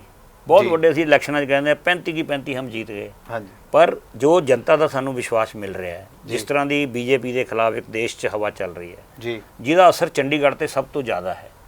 ਉਹਨਾਂ ਦਾ ਹਰ ਫਰੰਟ ਤੇ ਫੇਲਿਅਰ, ਨਗਰ ਨਿਗਮ ਦਾ ਫੇਲਿਅਰ, ਜੀ ਐਡਮਿਨਿਸਟ੍ਰੇਸ਼ਨ ਦਾ ਫੇਲਿਅਰ, ਜੀ ਕਰੋਨਾ ਦੀ ਮੈਨੇਜਮੈਂਟ ਦੇ ਵਿੱਚ ਉਹਨਾਂ ਦਾ ਫੇਲਿਅਰ, ਜੀ ਮਹਿੰਗਾਈ, ਬੇਰੁਜ਼ਗਾਰੀ, ਕੌਲੀਆਂ ਦੀ ਪ੍ਰੋਬਲਮ, ਸੜਕਾਂ ਦਾ ਬੁਰਾ ਹਾਲ, ਜੀ। ਬਿਜਲੀ ਦੀ ਪ੍ਰਾਈਵੇਟੇਸ਼ਨ, ਜੀ ਇਹੋ ਜਿਹੇ ਮੁੱਦੇ ਹੈ ਜਿਹੜੇ ਜਿਨ੍ਹਾਂ ਤੇ ਲੋਕ ਅੱਜ ਭੜਕੇ ਪਏ ਆ, ਮੌਕਾ ਢੂੰਡ ਰਹੇ ਕਦੋਂ ਇਲੈਕਸ਼ਨ ਆਵੇ ਤੇ ਕਦੋਂ ਬੀਜੇਪੀ ਨੂੰ ਸਬਕ ਸਿਖਾਈਏ। ਇਹ ਹਾਲ ਹੋਇਆ ਹੋਇਆ। ਪਿੰਡਾਂ ਦੇ ਵਿੱਚ, ਚੰਡੀਗੜ੍ਹ ਦੇ ਵਿੱਚ ਹੁਣ ਪਿੰਡ ਸਾਰੇ ਸ਼ਾਮਲ ਹੋ ਗਏ। ਜੀ ਬਿਲਕੁਲ ਚੰਡੀਗੜ੍ਹ ਦੀਆਂ 15 ਸੀਟਾਂ ਐਸੀਆਂ 35 ਚੋਂ ਜਿਨ੍ਹਾਂ 'ਚ ਸਿੱਧਾ ਪਿੰਡਾਂ ਦਾ ਅਸਰ ਹੋਏਗਾ ਜਿੱਤ ਤੇ ਹਾਰ 'ਚ। ਜੀ ਅੱਜ 1 ਸਾਲ ਹੋ ਚੱਲਿਆ ਕਿਸਾਨ ਅੰਦੋਲਨ ਨੂੰ। ਬੀਜੇਪੀ ਵਾਲੇ 2 ਪਿੰਡਾਂ 'ਚ ਉਹਨਾਂ ਨੇ ਕੋਸ਼ਿਸ਼ ਕੀਤੀ ਹੈ ਮੀਟਿੰਗਾਂ ਕਰਨ ਦੀ, ਉੱਦਾਂ ਹੀ ਹਾਲ ਕਰਕੇ ਭਜਾਇਆ ਜਿੱਦਾਂ ਪੰਜਾਬ 'ਚ ਭਜਾਇਆ ਸੀ ਇਹਨਾਂ ਨੂੰ ਪੰਜਾਬੀਆਂ ਨੇ। ਜੀ ਇੱਦਾਂ ਹੀ ਚੰਡੀਗੜ੍ਹ 'ਚ ਹੋਇਆ, ਇੱਦਾਂ ਹੀ ਚੰਡੀਗੜ੍ਹ 'ਚ ਹੋਊਗਾ। ਹੁਣ ਆਉਣ ਵਾਲੇ ਟਾਈਮ ਦੇਖਣਾ ਤੁਸੀਂ, ਜਿਸ ਤਰ੍ਹਾਂ ਦੀ ਉਹਨਾਂ ਨੇ ਬਦਤਮੀਜ਼ੀ ਕੀਤੀ ਹੈ ਉਸ ਲੜਕੀ ਦੇ ਨਾਲ, ਜੀ ਜਿਸ ਤਰ੍ਹਾਂ ਦੇ ਰਿਐਕਸ਼ਨ ਹੋਈ ਹੈ ਕਿਸਾਨਾਂ ਦੇ ਵਿੱਚ, ਇਹ ਬੀਜੇਪੀ ਆਪਣੇ ਕਫਨ ਦੇ ਵਿੱਚ ਇੱਕ ਕਿੱਲ ਰੋਜ਼ ਲਾ ਰਹੀ ਹੈ। ਇਸ ਕਰਕੇ ਸਾਨੂੰ ਆਪਣਾ ਮਾਣ ਹੈ ਲੋਕਾਂ ਦੀ ਜਨਤਾ ਦੇ ਉੱਤੇ। ਜੀ ਮੈਂ ਦਾਅਵਾ ਨਹੀਂ ਕਰਦਾ ਮੈਂ 35 ਜਿੱਤਾਂਗਾ 30 ਜਿੱਤਾਂ, ਮੈਨੂੰ ਪਤਾ ਹੈ ਕਿ ਅਗਲਾ ਮੇਅਰ ਜਿਹੜਾ ਹੈ ਉਹ ਕਾਂਗਰਸ ਦਾ ਬਣੇਗਾ। ਕੁਝ ਸੀਟਾਂ ਦਾ ਅੰਦਾਜ਼ਾ ਵੀ ਦੱਸ ਦਿਓ। ਮੈਂ ਫਿਰ ਕਹਿ ਰਿਹਾ ਮੈਨੂੰ ਜਨਤਾ 'ਤੇ ਵਿਸ਼ਵਾਸ ਹੈ। ਜਨਤਾ ਦੇ ਜਦੋਂ ਜਨਤਾ ਦਿੰਦੀ ਹੈ ਫਿਰ ਨਹੀਂ ਦੇਖਦੀ, ਉਹਦਾ ਬਲਕ 'ਚ ਵੋਟਾਂ ਸੁੱਟਦੀ ਹੈ ਜਿਸ ਪਾਰਟੀ ਨੂੰ ਦੇਣੀਆਂ ਹੁੰਦੀਆਂ। ਔਰ ਸਾਨੂੰ ਉਮੀਦ ਹੈ ਇਸ ਟਾਈਮ ਕਿ ਕਾਂਗਰਸ ਆਪਣਾ ਮੇਅਰ ਬਣਾਏਗੀ ਅਗਲਾ। ਬਾਂਸਲ ਸਾਹਿਬ ਨਾਲ ਮੇਰੀ ਗੱਲ ਹੋਈ ਸੀ ਔਨ ਰਿਕਾਰਡ ਇੰਟਰਵਿਊ ਮੇਰੀ, ਉਹ ਕਹਿੰਦੇ 20 ਕੁ ਸੀਟਾਂ ਆ ਜਾਣੀਆਂ ਸਨ। ਜੇ ਮੈਂ ਕਹਿ ਰਿਹਾ 35 ਤੋਂ ਮੇਅਰ ਸਾਡਾ ਬਣੇਗਾ 20 ਤਾਂ 17 ਦੂਣਾ 36 35 ਦਾ ਵਾਰਡ ਹੀ ਹੈ। ਹਾਂਜੀ ਜੋ 20 ਕਹਿ ਰਹੇ ਹੈ ਮੈਂ ਮੈਜੋਰਟੀ ਕਹਿ ਰਿਹਾ, ਮੈਜੋਰਟੀ 18 ਵੀ ਹੋ ਸਕਦੀ ਹੈ, 20 ਵੀ ਹੋ ਸਕਦੀ ਹੈ, 22 ਵੀ ਹੋ ਸਕਦੀ ਹੈ ਜੀ। ਅੱਛਾ, ਇਹ ਅਕਾਲੀ ਦਲ ਯਾਨੀ ਭਾਜਪਾ ਤੋਂ ਵੱਖਰਾ ਲੜੇਗਾ, ਕੀ ਲੱਗਦਾ ਵੀ ਕੁਝ ਉਹਦੀ? ਦੇਖੋ ਅਕਾਲੀ ਦਲ ਜਦੋਂ ਜਿੱਤਦਾ ਸੀ, ਜਦੋਂ ਬੀਜੇਪੀ ਉਹਦੇ ਲਈ ਸੀਟਾਂ ਛੱਡ ਦਿੰਦੀ ਸੀ ਜੀ। ਔਰ ਚੰਡੀਗੜ੍ਹ ਦਾ ਇਹੋ ਜਿਹੀ ਬਣਤਰ ਹੈ ਕਿ ਇੱਥੇ ਕੋਈ ਵੀ ਮਿਨੋਰਟੀ ਡਿਸਾਈਡਡ ਫੈਕਟਰ ਨਹੀਂ ਹੈ, ਆਪ ਨਹੀਂ ਜਿੱਤ ਸਕਦੀ ਜਦ ਤੱਕ ਉਹਨੂੰ ਮੈਜੋਰਟੀ ਦੀ ਵੋਟ ਨਾ ਪਏ। ਅਕਾਲੀ ਦਲ ਨੂੰ ਹਮੇਸ਼ਾ ਹਿੰਦੂ ਵੋਟ ਨਾਲ ਉਹਨਾਂ ਦੇ ਅਲਾਈਅੰਸ ਕਰਕੇ ਪੈਂਦੀ ਸੀ, ਉਹਨਾਂ ਦੇ ਕੌਂਸਲਰ ਜਿੱਤ ਜਾਂਦੇ ਸੀ ਜੀ। ਹੁਣ ਬੀਜੇਪੀ ਉਹ ਅਲੱਗ ਹੈ। ਬੀਐਸਪੀ ਦਾ ਇੱਥੇ ਕੋਈ ਬਹੁਤਾ ਬੇਸ ਨਹੀਂ ਹੈਗਾ ਚੰਡੀਗੜ੍ਹ ਦੇ ਵਿੱਚ। ਉਹਨਾਂ ਦੇ ਇਲੈਕਸ਼ਨ ਲੜ ਕੇ ਦੇਖ ਲਏ, ਉਹਨਾਂ ਦੇ ਅੱਜ ਤੱਕ ਉਹਨਾਂ ਨੇ ਕੋਈ ਉਹਨਾਂ ਦਾ ਕੈਂਡੀਡੇਟ 500 ਵੋਟ ਲੈ ਗਿਆ, ਕੋਈ 100 ਲੈ ਗਿਆ, ਕੋਈ 200 ਲੈ ਗਿਆ। ਇੱਥੇ ਇੱਕ ਦੋ ਕੌਂਸਲਰ ਬਣੇ ਆ ਸਰ, ਇੱਕ ਅੱਧਾ ਬਹੁਤ, ਅੱਜ ਤੋਂ 20 ਸਾਲ ਪਹਿਲਾਂ ਨਹੀਂ। ਚਲੋ ਦੱਸੋ, ਇੱਕ ਰਾਮ ਸਰੂਪ ਮੌਰਿਆ ਬੋਲਿਆ ਸੀਗਾ ਬੀਐਸਪੀ ਤੋਂ, ਹੋਰ ਕੌਣ ਬਣੇ ਦੱਸੋ? ਇੱਕ ਆਪਣੀ ਕਿਹੜੀ ਜੰਨਤ ਜਹਾਂ ਬਣੇ। ਹਾਂ, ਜੰਨਤ ਜਹਾਂ ਬਣੀ ਹੈ। ਇੱਕ ਉਹਦੇ ਨਾਲ ਹੋਰ ਬਣਿਆ ਸੀ, ਦੋ ਬਣੇ ਸੀ। ਜੰਨਤ ਜਹਾਂ ਉਹ ਰਾਮ ਸਰੂਪ ਮੌਰਿਆ ਸੀ, ਜੰਨਤ ਜਹਾਂ ਠੀਕ ਹੈ ਬੀਐਸਪੀ ਦੀ ਟਿਕਟ ਤੇ ਸੀ। ਹਾਂਜੀ ਹਾਂਜੀ। ਪਰ ਉਹ ਜਿੱਤੋ ਦੀ ਆਪਣੀ ਸੀ, ਉਹਦੇ ਹਸਬੈਂਡ ਨੇ ਬਹੁਤ ਜਗ੍ਹਾ ਬਣਾਈ ਹੋਈ ਸੀ। ਜੰਨਤ ਇੱਕ ਬੜੀ ਤਾਕੜ ਲੀਡਰ ਸੀ, ਅੱਜ ਤਾਂ ਸਾਡੀ ਪਾਰਟੀ 'ਚ ਹੈ ਉਹ ਜੀ। ਠੀਕ ਹੈ ਨਾ, ਉਹ ਤਾਕੜ ਸੀ ਰਾਮ ਦਰਬਾਰ ਦੇ ਲੋਕਾਂ ਨੇ ਪਸੰਦ ਕੀਤਾ ਕਿ ਇੱਕ ਯੰਗ ਲੇਡੀ ਆਈ ਔਰ ਬੜੇ ਤਾਕੜਪੁਣੇ ਦੇ ਵਿੱਚ ਕੰਮ ਕਰਦੀ ਹੈ, ਇਸ ਕਰਕੇ ਉਹਨੂੰ ਵੋਟਾਂ ਮਿਲੀਆਂ। ਬੀਐਸਪੀ ਕਰਕੇ ਉਹਦੀ ਜਿੱਤ ਨਹੀਂ ਹੋਈ। ਬੀਐਸਪੀ ਜਿੱਦੀ ਤਾਂ ਫਿਰ ਬਹੁਤ ਹੋਰ ਵਾਰਡਾਂ 'ਚ ਵੀ ਜਿੱਦੀ, ਉੱਥੇ ਇਕੱਲੇ ਰਾਮ ਦਰਬਾਰ 'ਚ ਕਿਉਂ ਰਹਿ ਗਈ? ਯਾਨੀ ਅਕਾਲੀ ਦਲ ਨੂੰ ਕਿਸਾਨ ਅੰਦੋਲਨ ਸਪੋਰਟ ਨਹੀਂ ਕਰੂ? ਉਹਨਾਂ ਨੇ ਆਪਣੇ ਆਪ ਨੂੰ ਐਕਸਪੋਜ਼ ਕਰ ਲਿਆ। ਜੇ ਉਹਨਾਂ ਦੀ ਹਰਸਿਮਰਤ ਕੌਰ ਨੇ ਤਾਂ ਆਰਡੀਨੈਂਸ 'ਤੇ ਸਾਈਨ ਹੀ ਕੀਤੇ ਸੀ, ਲੋਕ ਦੱਸਦੇ ਜੀ ਜੀ ਜੀ। ਤੇ ਫਿਰ ਉਹ ਕਿਹੜੇ ਮੂੰਹ ਨਾਲ ਕਹਿਣਗੇ ਵੀ ਅਸੀਂ ਇਹਨਾਂ 3 ਬਿੱਲਾਂ ਦੇ ਅਸੀਂ ਖਿਲਾਫ ਸ਼ੁਰੂ ਤੋਂ ਕੀਤਾ ਹੈ? ਇਹ ਤਾਂ ਉਹਨਾਂ ਦੀ ਮਜਬੂਰੀ ਬਣ ਗਈ। ਬਾਅਦ ਜਦ ਦੇਖਿਆ ਵੀ ਇੰਨਾ ਵੱਡਾ ਐਜੀਟੇਸ਼ਨ ਹੋ ਗਿਆ ਬਿੱਲਾਂ ਦੇ ਆਰਡੀਨੈਂਸ ਤੋਂ ਬਾਅਦ ਵੀ, ਵੱਡੇ ਬਾਦਲ ਸਾਹਿਬ ਤੇ ਹਰਸਿਮਰਤ ਕੌਰ, ਮੇਰੇ ਕੋਲ 10 ਇੰਟਰਵਿਊ ਉਹਨਾਂ ਦੇ ਪਏ ਹੈ ਜੀ, ਜਿਨ੍ਹਾਂ 'ਚ ਉਹਨਾਂ ਨੇ ਪੈਰਵੀ ਕਰਦੇ ਰਹੇ ਉਹਨਾਂ ਬਿੱਲਾਂ ਦੀ, ਵੀ ਬਹੁਤ ਵਧੀਆ ਹੈ, ਕਰਦੇ ਰਹੇ ਨਾ। ਹਰਸਿਮਰਤ ਨੇ ਤਾਂ ਮਿਨਿਸਟਰ ਹੁੰਦਿਆਂ ਵੀ ਤੇ ਬਾਅਦ ਆਰਡੀਨੈਂਸ 'ਤੇ ਸਾਈਨ ਕਰਨ ਤੋਂ ਬਾਅਦ ਵੀ ਕੀਤੇ ਹੈ। ਇਹ ਤਾਂ ਜਦੋਂ ਦੇਖਿਆ ਵੀ ਕਿਸਾਨ ਇੰਨੇ ਭੜਕ ਗਏ, ਇੰਨਾ ਉਹਨਾਂ ਨੂੰ ਗੁੱਸਾ ਹੈ, ਤਾਂ ਫਿਰ ਉਹਨਾਂ ਨੇ ਦੇਖਿਆ ਵੀ ਹੁਣ ਤਾਂ ਸਾਡਾ ਰਿਜ਼ਾਈਨ ਤੋਂ ਬਿਨਾਂ ਹੈ ਨਹੀਂ। ਇਸ ਕਰਕੇ ਲੋਕ ਤਾਂ ਉਹਨੂੰ ਸਮਝਦੇ ਆ, ਉਹਨਾਂ ਦਾ ਕੋਈ ਫਰਕ ਨਹੀਂ ਪੈਂਦਾ। ਯਾਨੀ ਕੁੱਲ ਮਿਲਾ ਕੇ ਮਾਹੌਲ ਕਾਂਗਰਸ ਦੇ ਹੱਕ 'ਚ ਹੈ। ਬਿਲਕੁਲ ਹੱਕ 'ਚ ਹੈ, ਮਾਹੌਲ ਹੱਕ 'ਚ ਨਹੀਂ, ਬਹੁਤ ਵੱਡਾ ਸਾਡੇ ਸਾਡੀ ਫੇਵਰ ਦੇ ਵਿੱਚ ਉਹ ਚੱਲ ਰਹੀ ਹੈ, ਹਵਾ ਚੱਲ ਰਹੀ ਹੈ ਇਸ ਟਾਈਮ। ਨਾ ਹੌਸਲਾ ਤੁਹਾਡਾ ਬੁਲੰਦ ਨਜ਼ਰ ਆ ਰਿਹਾ, ਉਹਦੇ ਹਿਸਾਬ ਨਾਲ ਤਾਂ ਹੀ ਲੱਗਦਾ ਵੀ ਬਹੁਤ ਗਿਣਤੀ 'ਚ, ਜਿਵੇਂ ਕਿ ਪੰਜਾਬ 'ਚ ਪਿਛਲੇ ਵਿਧਾਨ ਸਭਾ ਦੀ ਗੱਲ ਕਰੀ ਕਿ ਹੁਣ ਤੱਕ ਦੇ ਇਤਿਹਾਸ ਦੇ ਵਿੱਚ ਸਭ ਤੋਂ ਜ਼ਿਆਦਾ ਸੀਟਾਂ ਮਿਲੀਆਂ ਸੀ। ਤੇ ਫਿਰ ਮੈਂ ਉਹ ਥੋੜ੍ਹੀ ਜਿਹੀ ਗੱਲ ਕਰਨੀ ਚਾਹਾਂਗਾ ਕਿ ਜਿਵੇਂ ਪੰਜਾਬ 'ਚ ਥੋੜ੍ਹਾ ਜਿਹਾ ਮਾਹੌਲ ਉਬੜ ਖਾਬੜ ਚੱਲ ਰਿਹਾ, ਅੱਜ ਦੀ ਸਥਿਤੀਆਂ ਵੀ ਦੇਖੀ ਤਾਂ ਉਸੇ ਤਰ੍ਹਾਂ ਥੋੜ੍ਹਾ ਜਿਹਾ ਚੰਡੀਗੜ੍ਹ 'ਚ ਵੀ ਹੋਇਆ ਸੀ, ਉਹਨੂੰ ਤੁਸੀਂ ਮੰਨਦੇ? ਦੇਖੋ ਚੰਡੀਗੜ੍ਹ ਤੇ ਪੰਜਾਬ ਦੀ ਰਾਜਧਾਨੀ ਪੋਲਿਟਿਕਸ ਬੜੀ ਅਲੱਗ-ਅਲੱਗ ਫਰਕ ਹੈ। ਹਾਂਜੀ, ਉੱਥੇ ਮੇਨ ਪਾਰਟੀ ਜਿਹੜੀ ਹੈ ਉੱਥੇ ਹੈ ਅਕਾਲੀ ਦਲ ਤੇ ਕਾਂਗਰਸ ਦਾ ਝਗੜਾ ਜੀ। ਚੰਡੀਗੜ੍ਹ ਹੈ ਕਾਂਗਰਸ ਤੇ ਬੀਜੇਪੀ ਦਾ। ਪੰਜਾਬ ਦੇ ਵਿੱਚ ਜੋ ਬੀਜੇਪੀ ਦਾ ਹਾਲ ਪੰਜਾਬੀ ਕਰ ਰਹੇ ਹੈ ਜੀ, ਚੰਡੀਗੜ੍ਹ ਦੀ ਵੀ ਉਹਦੇ ਨਮੂਨੇ 2-4 ਸਾਨੂੰ ਮਿਲ ਚੁੱਕੇ ਹੈ ਜੀ। ਜੇ ਉਹ ਰਿਪੀਟ ਹੋ ਗਏ ਜੀ ਤਾਂ ਬੀਜੇਪੀ ਦਾ ਹਾਲ ਕੀ ਹੋਊਗਾ ਤੁਸੀਂ ਦੱਸੋ? ਠੀਕ ਹੈ। ਇਸ ਕਰਕੇ ਸਾਡਾ ਜਿਹੜਾ ਮੁਕਾਬਲਾ ਸੀ ਉਹ ਸਾਡੇ ਵਿਰੋਧੀ ਪਾਰਟੀ ਜਿਹੜੀ ਹੈ ਉਹ ਬੀਜੇਪੀ ਹੈ। ਆਮ ਆਦਮੀ ਪਾਰਟੀ ਤਾਂ ਇੰਨਾ ਕੁ ਕਿਸੇ ਦਾ ਨੁਕਸਾਨ ਫਾਇਦਾ ਕਰ ਦੇਗੀ ਸਾਨੂੰ, ਮੈਂ ਇਸ ਗੱਲ ਤੋਂ ਮੰਨ ਲੈਂਦਾ ਵੀ ਕਿਤੇ 200-400 ਵੋਟਾਂ ਲੈ ਗਏ, ਕੋਈ ਹਾਰ ਗਿਆ ਜਿੱਤ ਗਿਆ, ਜਿੱਥੇ ਬਹੁਤ ਨੇੜੇ ਦਾ ਮੁਕਾਬਲਾ ਹੋਵੇ ਔਰ ਫੈਸਲਾ 200-400 ਵੋਟਾਂ ਦਾ ਹੋਣਾ ਹੋਵੇ, ਉੱਥੇ ਆਮ ਆਦਮੀ ਪਾਰਟੀ ਵਾਲਾ 400 ਵੋਟ ਲੈ ਜੇ, ਉਹ ਚਾਹੇ ਸਾਡੀ ਕੱਟਦੇ ਜਾਂ ਬੀਜੇਪੀ ਵਾਲਾ, ਇੱਕ ਤਾਂ ਹਾਰੂਗਾ ਹੀ। ਠੀਕ ਹੈ, ਉਹ ਲੋਕ ਸਾਨੂੰ ਥੋੜ੍ਹਾ ਜਿਹਾ ਜ਼ਿਆਦਾ ਡਰਾਉਂਦੇ। ਮੈਂ ਦੱਸਦਾ ਕਾਰਨ ਕੀ ਹੈ ਜੀ। ਬੀਜੇਪੀ ਆਮ ਆਦਮੀ ਪਾਰਟੀ ਦੇ ਵਿੱਚ ਆ ਪਿਛਲੇ 10 ਦਿਨਾਂ ਦੇ ਵਿੱਚ ਜੀ 15-20 ਸਾਡੇ ਕਾਂਗਰਸ ਦੇ ਬੰਦੇ ਜਿਹੜੇ ਵਰਕਰ ਜਿਹੜੇ ਉਹ ਚਲੇ ਗਏ ਜੀ। ਲੋਕ ਸਮਝਦੇ ਆ ਵੀ ਇਹ ਆਮ ਆਦਮੀ ਪਾਰਟੀ ਨਹੀਂ, ਇੱਕ ਕਾਂਗਰਸ ਪਾਰਟੀ ਬਣ ਗਈ ਜੀ। ਠੀਕ ਹੈ, ਕਾਂਗਰਸ ਦੂਜੀ ਕਾਂਗਰਸ ਬਣ ਗਈ। ਇਹੀ ਹੈ ਨਾ, ਆਮ ਆਦਮੀ ਪਾਰਟੀ ਦਾ ਕਰੈਕਟਰ ਖਤਮ ਹੋ ਗਿਆ। ਹੁਣ ਲੱਗਦਾ ਕਿ ਲੋਕਾਂ ਨੂੰ, ਕਿਉਂਕਿ ਉਹਨਾਂ ਕੋਲ ਪਹਿਲਾਂ ਵੀ ਕੁਝ ਨਹੀਂ ਸੀ, ਹੁਣ ਆ 15-20 ਜਾ ਕੇ ਕਾਂਗਰਸ ਦੀ ਬੀ ਟੀਮ ਬਣਦੇ ਉਹਨੂੰ, ਬੀ ਟੀਮ ਕਹਿ ਲਓ, ਸੀ ਟੀਮ ਕਹਿ ਲਓ, ਡੀ ਟੀਮ ਕਹਿ ਲਓ, ਮਤਲਬ ਉੱਥੇ ਲੋਕਾਂ 'ਚ ਇਹ ਜਾ ਰਿਹਾ ਭਰਮ ਜਿਹਾ ਬਣ ਰਿਹਾ। ਪਰ ਮੈਂ ਦੱਸਾਂ ਲਬੇੜ ਜੀ, ਤੁਸੀਂ ਬੜੇ ਸਿਆਣੇ ਪੱਤਰਕਾਰ ਹੋ ਜੀ, ਵੋਟ ਹਮੇਸ਼ਾ ਰੂਲਿੰਗ ਪਾਰਟੀ ਦੀ ਕੱਟਦੀ ਹੈ, ਓਪੋਜੀਸ਼ਨ ਦੀ ਨਹੀਂ ਕੱਟਦੀ। ਜੀ ਠੀਕ ਹੈ ਗੱਲ ਤੁਹਾਡੀ। ਲੋਕ ਨਾਰਾਜ਼ ਅੱਜ ਬੀਜੇਪੀ ਤੋਂ ਹੈ, ਸਾਡੇ ਤੋਂ ਕੀ ਨਾਰਾਜ਼ ਹੈ? ਅਸੀਂ ਤਾਂ ਸੱਤਾ 'ਚ ਨਹੀਂ, ਠੀਕ ਹੈ, ਅਸੀਂ ਤਾਂ ਹੁਣ 8 ਸਾਲ ਦਾ ਉਹਨਾਂ ਕੋਲ ਹਿਸਾਬ ਲੈਣਾ ਹੈ, ਜਨਤਾ ਨੇ ਉਹਨਾਂ ਕੋਲ ਹਿਸਾਬ ਮੰਗਣਾ ਹੈ। ਸਾਡੀ ਵੋਟ ਕਿਉਂ ਕੱਟੇਗੀ? ਲੋਕ ਸਾਨੂੰ ਕਹਿੰਦੇ ਜੇ ਜੀ ਆਮ ਆਦਮੀ ਪਾਰਟੀ ਹੈ ਉਹ ਕਾਂਗਰਸ ਦੀ ਵੋਟ ਕੱਟੇਗੀ, ਸਾਡੀ ਕਿਉਂ ਕੱਟੇਗੀ? ਕੱਟੇਗੀ ਤਾਂ ਬੀਜੇਪੀ, ਜਿਹਨਾਂ ਤੋਂ ਲੋਕ ਨਾਰਾਜ਼ ਹੈ। ਚਲੋ ਹੁਣ ਆਪਣੇ ਮੇਨ ਏਜੰਡੇ ਕੀ ਰਹਿਣਗੇ ਚੋਣਾਂ ਦੇ ਵਿੱਚ? ਮੇਨ ਏਜੰਡਾ ਸਾਡਾ ਦੇਖੋ, ਪਹਿਲੀ ਗੱਲ ਬੀਜੇਪੀ ਦਾ ਹਰ ਫਰੰਟ ਤੇ ਫੇਲੀਅਰ। ਜੀ। ਪਹਿਲਾ ਸਭ ਤੋਂ ਫੇਲੀਅਰ ਅਸੀਂ ਜੋ ਉਹਨਾਂ ਦੇ 2014 ਦੇ ਵਾਅਦੇ ਹੈ ਜੀ। ਚਾਹੇ ਉਹ ਕਾਂਗਰਸ ਦੇ ਨੈਸ਼ਨਲ ਪੋਲਿਟਿਕਸ ਦੀ ਹੋਵੇ, ਉਹ ਵੀ ਜੀ। ਨਾ 15 ਲੱਖ ਪੂਰਾ ਹੋਇਆ, ਨਾ 2 ਕਰੋੜ ਨੌਕਰੀਆਂ ਹੋਈਆਂ, ਉਹਦੇ ਉਲਟ ਕੰਮ ਹੋ ਗਿਆ। ਜੀ। ਸਭ ਤੋਂ ਵੱਡਾ ਫੇਲੀਅਰ ਹੈ ਕਿ ਕਾਰਪੋਰੇਸ਼ਨ ਨੂੰ ਉਹਨਾਂ ਨੇ ਭੁੱਖਾ ਨੰਗਾ ਕਰਤਾ। ਜੀ। ਜੋ ਸਾਡਾ ਸ਼ੇਅਰ ਬਣਦਾ ਸੀ 30%, ਜੀ। ਸਾਡੇ ਚੰਡੀਗੜ੍ਹ ਦੇ ਵਿੱਚ ਇਸ ਟਾਈਮ 3000 ਤੋਂ ਉੱਪਰ ਆਮਦਨ ਹੈ, ਜੀ। 3000 ਕਰੋੜ ਦੀ। 30% ਜਿਹੜਾ ਹੈ, ਜਿਹੜਾ ਉਹਨਾਂ ਦੀ ਗਵਰਨਮੈਂਟ ਦਾ ਹੀ ਬਣਾਇਆ ਹੋਇਆ ਕਮਿਸ਼ਨ ਹੈ, ਜੀ। ਉਹਨੇ ਆਇਡੈਂਟੀਫਾਈਡ ਕੀਤਾ ਕਿ 30% ਚੰਡੀਗੜ੍ਹ ਨੂੰ ਕਾਰਪੋਰੇਸ਼ਨ ਨੂੰ ਮਿਲਣਾ ਚਾਹੀਦਾ ਹੈ। ਠੀਕ ਹੈ ਜੀ। ਉਸ ਹਿਸਾਬ ਨਾਲ 900 ਕਰੋੜ ਰੁਪਈਆ ਚਾਹੀਦਾ ਹੈ, ਮਿਲ ਰਿਹਾ ਸਾਰਾ 450 500 400 ਕਰੋੜ ਦਾ ਘਾਟਾ ਹੀ ਹੈ ਨਾ। ਜੀ। ਉਹ ਘਾਟੇ ਦਾ ਫੇਲੀਅਰ ਨਹੀਂ, ਉਹ ਕਿਹਦਾ ਕੰਮ ਹੁੰਦਾ ਹੈ? ਮੈਂਬਰ ਪਾਰਲੀਮੈਂਟ ਦਾ। ਮੈਂਬਰ ਪਾਰਲੀਮੈਂਟ ਬਦਕਿਸਮਤੀ ਨਾਲ ਵਿਚਾਰੀ ਬਿਮਾਰ ਹੋ ਗਈ, ਮੈਂ ਉਸ ਤੋਂ ਜ਼ਿਆਦਾ ਟਿੱਪਣੀ ਨਹੀਂ ਕਰਦਾ, ਪਰ ਕਿਆ ਹੋਰ ਐਮਪੀ ਨਹੀਂ ਸੀ ਬੀਜੇਪੀ ਦੇ? ਕਿਆ ਰਤਨ ਲਾਲ ਕਟਾਰੀਆ ਗੁਆਂਢ 'ਚ ਨਹੀਂ ਬੈਠਾ ਸੀ? ਜੀ। ਜਾਂ ਕੋਈ ਪੰਜਾਬ ਦਾ ਐਮਐਲਏ ਲੈ ਲੈਂਦੇ ਵੀ ਤੂੰ ਚੰਡੀਗੜ੍ਹ ਦੇ ਮਾਮਲੇ ਤੂੰ ਉਠਾ ਲਾ ਉੱਥੇ, ਉਹਦੇ ਇਹ ਤਾਂ ਪਾਬੰਦੀ ਨਹੀਂ ਨਾ ਜੀ। ਕਿ ਕੋਈ ਹਰਿਆਣਾ ਦਾ ਜਾਂ ਪੰਜਾਬ ਦਾ ਐਮਪੀ ਜਿਹੜਾ ਹੈ ਉਹ ਚੰਡੀਗੜ੍ਹ ਦੇ ਮਸਲੇ ਨਹੀਂ ਉਠਾ ਸਕਦਾ। ਕਿਆ ਸੰਜੇ ਟੰਡਨ ਦੀ ਪੋਜੀਸ਼ਨ ਨਹੀਂ ਸੀਗੀ ਜਾ ਕੇ ਉਹ ਫਾਈਨੈਂਸ ਮਿਨਿਸਟਰ ਨਾਲ ਗੱਲ ਕਰਦਾ ਕਿ ਜੋ ਚੰਡੀਗੜ੍ਹ ਦਾ ਸ਼ੇਅਰ ਬਣਦਾ ਸਾਨੂੰ ਦਿਓ? ਜੀ। ਕਿਆ ਇੱਥੋਂ ਦੇ ਮੇਅਰ ਜਿਹੜੇ ਹੈ ਬੀਜੇਪੀ ਦੇ, ਉਹਨਾਂ ਦੀ ਜ਼ਿੰਮੇਵਾਰੀ ਨਹੀਂ ਬਣਦੀ ਜਾ ਕੇ ਕੋਈ ਹਾਈ ਕਮਾਂਡ ਦੇ ਕੋਲ ਜਾ ਕੇ ਜਾਂ ਉੱਥੇ ਦੇ ਫਾਈਨੈਂਸ ਮਿਨਿਸਟਰ ਕੋਲ ਜਾਂਦੇ? ਇਹ ਫੇਲੀਅਰ ਰਿਹਾ ਉਹਨਾਂ ਦਾ। ਜੀ। 2015 ਦੇ ਵਿੱਚ ਜਦੋਂ ਮੈਂ ਲਾਸਟ ਛੱਡਿਆ, ਜਦੋਂ ਪੂਨਮ ਸ਼ਰਮਾ ਜੀ ਸੀਗੇ, 500 ਕਰੋੜ ਦੀ ਐਫਡੀ ਦੇ ਕੇ ਆਏ ਹਾਂ ਅਸੀਂ। ਜੀ। ਅੱਜ ਉਹ ਵੀ ਖਤਮ ਹੋ ਕਰਤੀ। ਉਸ ਤੋਂ ਬਾਅਦ ਸਰਕਾਰ ਨੇ 400-500 ਕਰੋੜ ਦੇ ਇਹਨਾਂ ਨੇ ਨਗਰ ਨਿਗਮ ਨੇ ਟੈਕਸ ਲਗਾਤੇ। ਜੀ। ਪ੍ਰਾਪਰਟੀ ਟੈਕਸ 1 ਰੁਪਏ ਤੋਂ 15 ਰੁਪਏ ਕੀਤਾ। ਜੀ। ਪਾਣੀ ਦੇ ਰੇਟ 3 ਗੁਣਾ ਕੀਤੇ। ਜੀ। ਸੀਵਰੇਜ ਟੈਕਸ ਜਿਹੜਾ ਹੈ 30 ਗੁਣਾ ਕਰਤਾ। ਜੀ। ਕਾਊ ਸੈਸ ਲਗਾਤਾ, ਐਕਸਾਈਜ਼ ਸੈਸ ਲਗਾਤਾ, ਹੋਰ ਕਿੰਨੇ ਇੰਟਰਟੇਨਮੈਂਟ ਟੈਕਸ ਲਗਾਤਾ, ਸਿਗਰਟਾਂ ਤੇ ਲਗਾਤਾ, ਸਭ ਕੋਈ ਘਰ ਛੱਡਿਆ। ਕਮਿਊਨਿਟੀ ਸੈਂਟਰ ਜਿਹੜਾ ਅਸੀਂ 500,000 ਰੁਪਏ ਚਾਰਜ ਕਰਦੇ ਸੀ, ਉਹਨਾਂ ਤੋਂ 20,000 ਰੁਪਏ ਲੈਣ ਲੱਗੇ। ਇਹ ਕਿਹਨਾਂ ਲਈ ਬਣਾਏ ਸੀ? ਆਮ ਜਨਤਾ ਲਈ, ਜਿਹੜੇ ਮਿਡਲ ਕਲਾਸ ਲੋਕ ਆ, ਜਿਹੜੇ ਵੱਡੇ ਹੋਟਲਾਂ ਦੇ ਵਿੱਚ ਨਹੀਂ ਜਾ ਸਕਦੇ, ਜੀ। ਜਿਹੜੇ ਵਿਆਹ ਸ਼ਾਦੀਆਂ ਉੱਥੇ ਨਹੀਂ ਕਰ ਸਕਦੇ, ਇਹ ਅਸੀਂ ਫ੍ਰੀ ਕੀਤੇ ਸੀ ਲੋਕਾਂ ਨੂੰ। ਮੈਂ 500 ਲੈਂਦਾ ਸੀ ਆਪਣੇ ਟਾਈਮ 'ਚ, ਚਾਰਜ ਕਰਦੇ ਸੀ ਵੀ ਸਿਰਫ ਜਿਹੜੀ ਸਫਾਈ ਦਾ ਤੇ ਮਾੜਾ ਮੋਟਾ ਬਿਜਲੀ ਦਾ ਖਰਚਾ ਲੈ ਲਓ। ਇਹ ਆਮਦਨ ਦੇ ਸਾਧਨ ਬਣਾਤੇ, ਕਿਉਂਕਿ ਭੁੱਖ ਨੰਗ ਕਰਤੀ ਕਾਰਪੋਰੇਸ਼ਨ ਦੇ ਵਿੱਚ। ਅੱਜ ਹਰ ਜਗ੍ਹਾ ਤੋਂ ਕਰਦੇ ਆ।